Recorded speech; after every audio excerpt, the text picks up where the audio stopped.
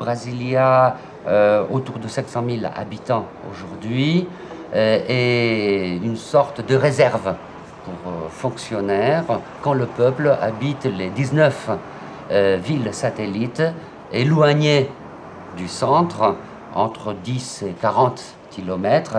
C'est ce rapport entre ce qui est sacré et la poubelle de notre côté qui pose un vrai problème.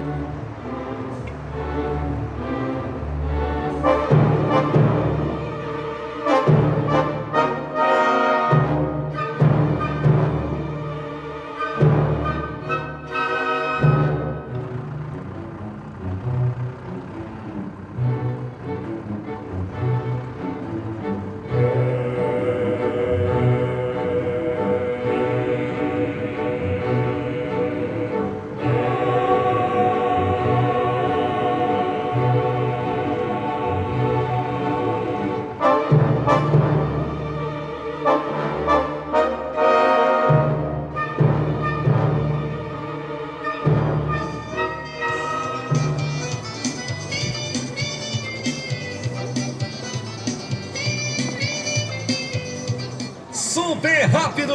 Super rápido! A maior loja e o menor preço sempre com você! Financiamos a sua obra pela Caixa Econômica Federal! Super rápido! Super rápido! A maior loja e o menor preço! Super rápido! Il y a des villes satellites qui sont venues s'ajouter au fil du temps et qui ont été officialisées.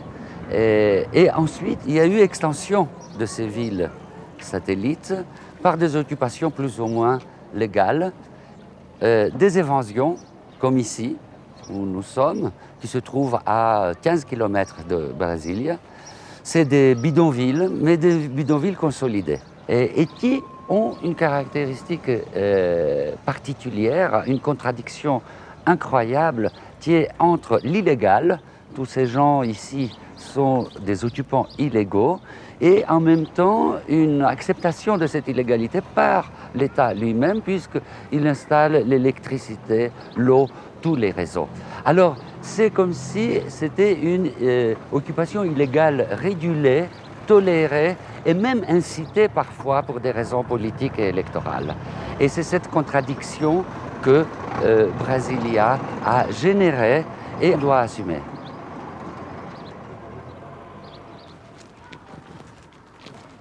Quand on regarde tout ça et on voit comment ça a poussé en quelques années, ici il faut voir qu'en 3 ans, 50 000 personnes qui s'installent venant du nord-est, des États les plus pauvres du nord-est, c'est pas du tout impossible que dans quelques années, ce lieu qui est comme une poubelle aujourd'hui devienne une ville goudronnée, avec des rues goudronnées, des arbres, etc. Et à ce moment-là, le foncier va monter et puis ces gens-là n'auront qu'à partir.